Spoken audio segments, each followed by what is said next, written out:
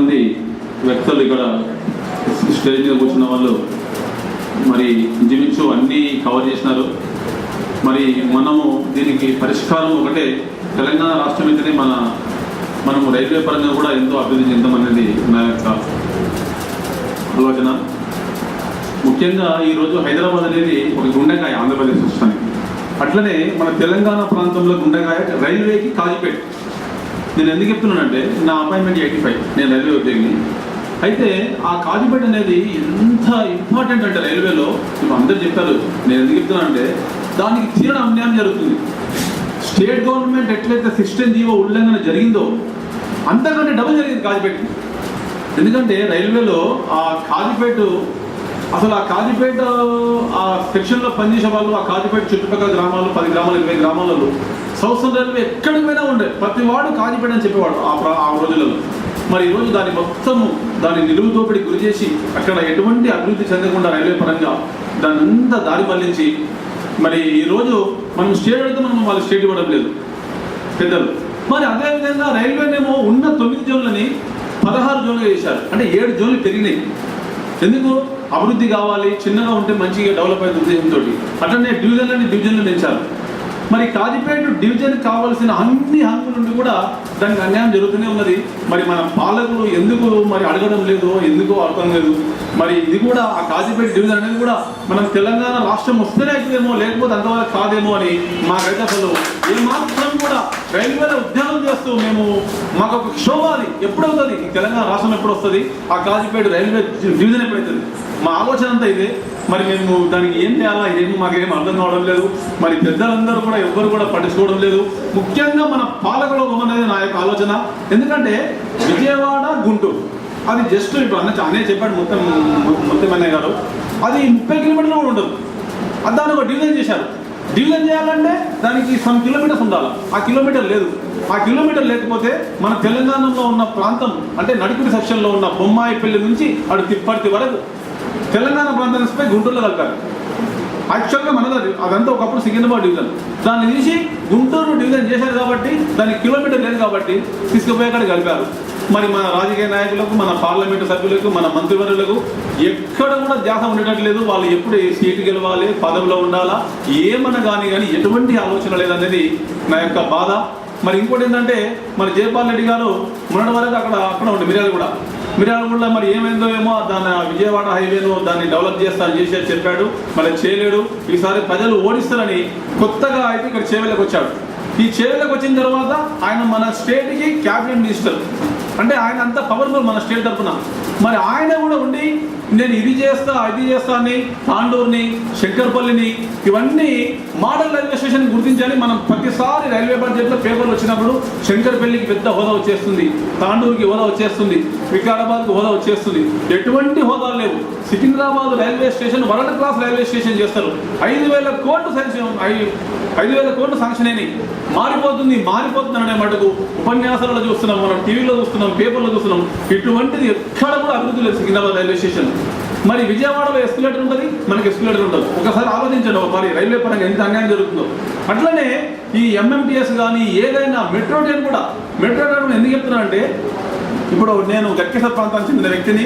యాక్చువల్గా ఆ సెక్షన్ అంటే అప్సిగూడ నుంచి శిల్పారామం వరకు ఉండే లైన్ దాన్ని ఏం చేసాడు రాజశేఖర రెడ్డి ముఖ్యమంత్రి ఉన్నప్పుడు కొడుకు జగన్మోహన్ రెడ్డి నాగోల్ పక్కన బల్ల కూడా 200 ఎకరాలు ఉంది.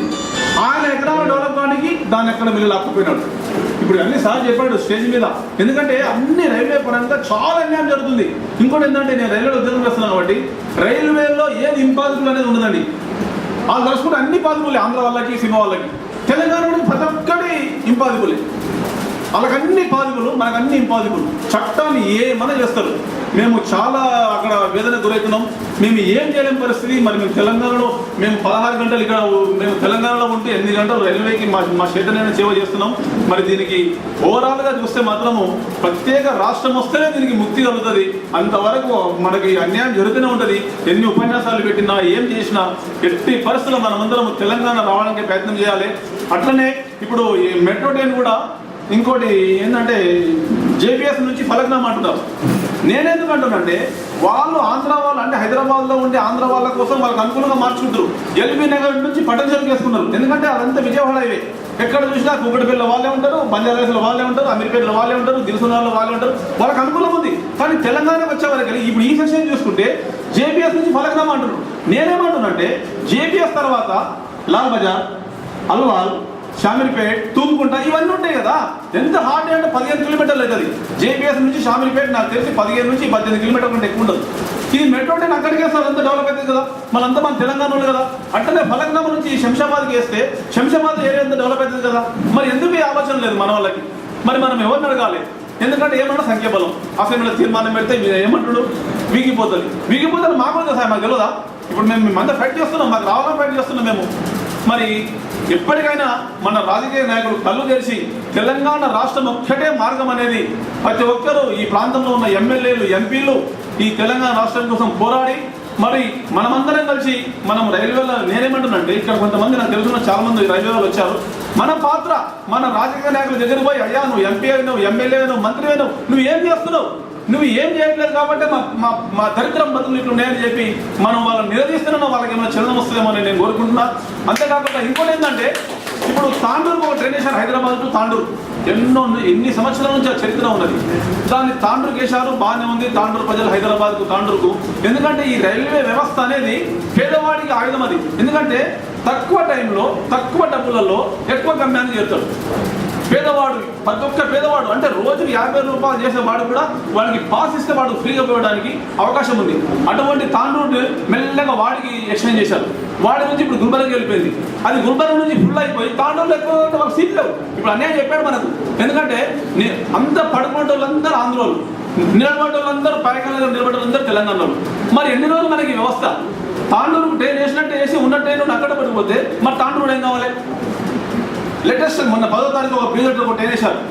బీదర్ ట్రైన్ చేస్తే బీదర్కి హైదరాబాద్ బీదరు బస్సులో 115 రూపాయలు, ట్రైన్లో 42 రూపాయలు, ఎక్స్ప్రెస్ ట్రైన్ అది. అది వేసి ఇప్పుడు జస్ట్ 10 రోజులు అవుతుంది. 10 రోజుల్లో ఫుల్ ప్యాసింజర్స్. అంటే పేదవాడికి అంటే ఎంత ఆలోచిస్తుంది చూడు. బస్సులో పోతే టైం ఖర్చు వస్తుంది, ట్రైన్లో పోతే డబ్బులు ఖర్చు వస్తుంది.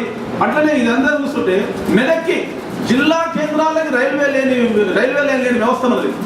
ఇంచుమించు ఇండియాలో నాకు తెలిసి అన్ని స్టేట్లలో అన్ని డిస్ట్రిక్ట్లకు ఉండొచ్చు. కానీ మన డిస్ట్రిక్ట్లో ఇంతవరకు అటువంటి మన తెలంగాణ ప్రాంతంలో జిల్లాలకు కూడా రవాణా వ్యవస్థ లేదు. వాళ్ళు ఆంధ్ర వాళ్ళకి అనుకూలంగా చేసేది తప్ప నల్గొండకి అసలు, లేకపోతే నల్గొండకి రైలు పడే అవకాశమే లేదు. అలాగూ వయా విజయవాడ కూడా 360 కిలోమీటర్స్, వయా నడిగుడు పోతున్నాం కాబట్టి 270 కిలోమీటర్స్, అంటే 90 కిలోమీటర్స్ తగ్గిపోయింది వాళ్ళకి. అంటే వాళ్ళకి ఎంత ఆలోచిస్తారు చూడండి. మనకి ఎప్పుడు వస్తుంది మనకి భాగ్యం? ఒక్కసారి ఈ ఔటర్ రింగ్ రోడ్ పరిధిని చూస్తే ముఖ్యంగా అటు శంషాబాద్, ఇటు గట్కేసర్, అటు మేడ్చల్, అటు శంకర్పల్లి, ఇవన్నీ ఒక రైల్వే పరంగా రేపు ఔటర్ రింగ్ రోడ్ స్టార్ట్ అయినాక ఈ హైదరాబాద్లో ఉన్న ట్రాఫిక్ సమస్యను తగ్గించాలంటే ఈ 4 మెయిన్ స్టేషన్లు చాలా డెవలప్మెంట్ అయ్యే అవకాశం ఉంది. మరి మన తెలంగాణ ప్రాంతంలో ఉన్న ఎక్స్ప్రెస్ ట్రైన్లు కానీ మామూలు ఫాస్ట్ ప్యాసింజర్స్ కానీ ఆంధ్రలో ప్రతి స్టేషన్ కాదు ఉంటుంది. మన స్టేషన్లు ఆంటే ఉండవు. ఇప్పుడు మనం నల్గొండ సెక్షన్ చూసుకున్నా, లేకపోతే Bibinagar section up to Kazipet చూసుకుంటే పెద్ద మామూలు ట్రైన్లు ఫాస్ట్ ప్యాసింజర్ ట్రైన్లు ఆగని స్టేషన్లు ఉన్నాయి. ఎగ్జాంపుల్ బీబీనగర్ ఉంది. ఆ బీబీనగర్ అనేది ఒక 5-6 మండలాలకి లింకుడు. ఆడ బీబీనగర్ ట్రైన్ ఆగవు, గట్కేసర్లో ట్రైన్ ఆగవు. మరి ఇవన్నీ ఎవరు చెప్పాలి, ఎవరు చేయాలి? మేము ఎన్నో బాగుపడాలి. మేము గట్కేసర్లో ఉండి హైదరాబాద్ రానికి గంటంబావు అవుతుంది. ఉప్పల్లో ట్రాఫిక్ జామ్, ఇప్పుడు అప్సిగూడలో ట్రాఫిక్ జామ్. అదే బస్సులో 14 రూపాయల టికెట్. మీరు బాగా ఆలోచన చేయండి. 14 రూపీస్ బస్ ఫేరు, బస్సులో 1 గంట 10 నిమిషాలు గంటంబావు పడుతుంది. అదే గట్కేసర్లో ట్రైన్ అవుతే 5 రూపాయల సిగ్నల్ అవుతాడు, ఓన్లీ 20 మినిట్స్. అంటే పేదవాడికి ఎంత అనుకూలమవుతుంది. ఇవి అన్ని అవకాశాలు ఉండి మనం సాధించుకోలేకపోతున్నాం. ఇవి చేయాలనేది ధ్యాస వాళ్ళకు ఉండాలి, వాళ్ళకు ఉండట్లేదు. ఎప్పుడు చూసినా ఏ పార్టీలో పోదాం, రేపు ఏమవుతా, రేపు ఎమ్మెల్యే ఎట్లయితా, ఎంపీ ఎట్లయితా, ఇదే ఆలోచన తప్ప ఎవడన్నా ఆలోచిస్తుందా? ఇంత మాట్లాడుతున్నా మనం. రాజశేఖర రెడ్డి ఈడ ఎలక్షన్ అయిపోగానే ఆడ పోయి హైదరాబాద్ పోవాలంటే వీసా కావాలంటాడు రాజశేఖర రెడ్డి. ఆయన కొడుకేమో ఆడ పోయి ప్లేకార్డు పడతాడు. ఇంత దిక్కుమాలిన వ్యవస్థల మనలందరూ పోయి వైఎస్ఆర్లో పోతున్నారు. తెలంగాణలో వైఎస్ఆర్ పార్టీ ఏంది రాబాయి? మీరు ఏంటి అసలు? మీరు ఏం ఆలోచిస్తారు? అసలు మీరు కరెక్ట్గా అయ్యకంతా ముఖ్యదా? వైఎస్ఆర్ పార్టీ తెలంగాణలో ఎందుకు? రాజశేఖర్ రెడ్డి చెప్పిండు, జగన్మోహన్ రెడ్డి చెప్తుండు. ఇవాళ విజయం ఏమంటుంది? వాళ్ళ పార్టీ స్టార్ట్ అయింది. మీరు అంతా ఏంది? మీకు టికెట్ వస్తుంది అలా, మరి ఓటు పడేయాలి. మీకు మేము వద్దామే, మా ఓటు వద్దా? మీకు తెలంగాణలో మీరు గెలవరా రేపు? మా ఓట్లు అయితే ఉన్నాయి కదా. మరి మీ పార్టీ స్టార్ట్ అయింది. ఫస్ట్ ఎవరైనా సరే నేనేమంటున్నానంటే తెలంగాణలో పోయి ఎవడైతే తెలంగాణలో ఉండి వైఎస్ పార్టీలో ఎవడైతే పోతుండో లీడర్ అంటాడు వాని స్టేట్మెంట్ తీసుకో. ఫస్ట్ విజయపూర్తో స్టేట్మెంట్ ఇప్పి, లేకపోతే జగన్ జైల్లోని స్టేట్మెంట్ ఇమ్మని చెప్పు. మేము పోతాం పోయి మాకు తెలంగాణ ఇస్తామంటే మాకు కావాలి తెలంగాణ. ఎవరు తెలంగాణ ఇస్తాం మనం ఎప్పుడు పోతాం? మా బతుకుతో ఇంకెందుకు ఆడుకుంటారు మీరు? మీరు ఒకసారి ఆలోచన చేయండి. మేము ఇట్లనే చచ్చిపోవాలా? మీరు మాట్లాడితే నక్సలైట్ అంటారు. నక్సలైట్ ఎందుకు కొడుతుంది? అసలు ఈ దేశంలో వ్యవస్థ చక్కగా లేదు. వాడికి పోరాడే శక్తి లేక ఏమైనా సరే నేను పోతే నన్ను మాట్లాడదేమో అని ఉద్దేశంతో నష్టపోతుంది. నష్టం ఎవడు పోతాడండి? ఒకసారి ఆలోచన చేయండి. నేను పుట్టాను, నేను నా అమ్మకి ఏం చేయాలి, నా నాయనకి ఏం చేయాలి, నా కుటుంబానికి ఏం చేయాలి, చేసుకునే పిల్లలకి ఏం చేయాలి, పిల్లలకి ఏం చేయాలని ఆలోచిస్తారు తప్ప ఎవడైనా వదిలిపోతారా? మరి తెలంగాణ కోసం 800 మంది ఆత్మహత్య చేసుకున్నారు. ఎవడైనా ఆలోచిస్తున్నాడా? మరి సమైక్యంగా ఉండాలని ఎంతమంది కోరుకుంటారు? ఎంతమంది వస్తున్నారు? ఇదంతా కేవలము పెట్టుబడిదారులు ఆడిస్తున్న నాటకం. మనం ఇప్పటికైనా కళ్ళు తెరుద్దాం. తెలంగాణ వచ్చే వరకు మనం పోరాడదాం. మన రాజకీయ నాయకుల కళ్ళు తెరిపిద్దాం. తెలంగాణ కోసం పోరాడదాం. జై తెలంగాణ. నాకు ఇచ్చిన అవకాశాన్ని